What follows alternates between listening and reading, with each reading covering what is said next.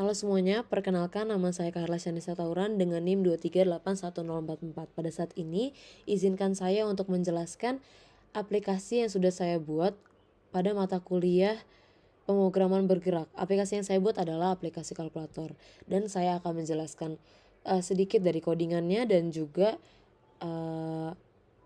berjalannya atau skenario yang sudah terpilih. Pada saat ini saya akan menjelaskan codingan dari Java. Yang pertama, fungsi-fungsinya saya akan menjelaskan. Yang pertama itu onCreate di sini untuk menghubungkan activity ke layout XML saya. Lalu yang kedua itu di sini ada fungsi namanya itu isFloat. Di sini mengecek apakah string mengandung titik desimal. Jadi apakah dia bertipe float. Contohnya kalau misalnya 2,5 itu akan terdeteksi true karena ada koma. Sementara kalau angka lainnya yang tidak ada koma, contohnya 1, 2, 3 dan lain sebagainya, tidak akan terdeteksi true. Dia akan menjadi false karena nggak ada koma. Lalu di sini is operation in string. Jadi di sini itu mengecek apakah karakter itu adalah apakah karakter ada di salah satu operator. Contohnya ada plus, minus, bagi, dan kali. Jadi jika ada akan masuk ke true, tapi jika tidak ada akan false. Contohnya misalnya 5 ditambah 4 itu akan masuk true karena ada plus. Namun kalau yang masuk hanya angka saja seperti 100, 200, 1, 2 itu tidak akan masuk true karena nggak ada operatornya. Lalu di sini calculation operation. Jadi di sini itu melakukan operasi matematika dengan dua bilangan bulat. Jadi kalau tadi float, sekarang itu integer. Jadi karena ini ada integer A dan integer B. Jadi kalau ada dua yang ingin boleh dibagi, dikurang, ditambah gitu. Ini untuk dua bilangan bertipe integer.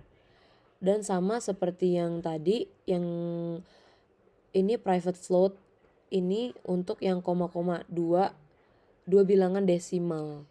Lalu di sini string calculation highest order. Nah, di sini itu perhitungan prioritas operasi yang kita tahu kalau menentukan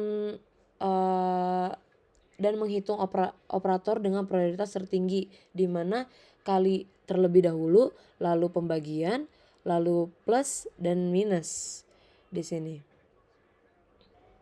Baik, di sini cek is float operation. Di sini mengecek apakah operasi harus dilakukan dalam bentuk float, terutama untuk operasi pembagian dan hasilnya bukan bilangan bulat atau desimal.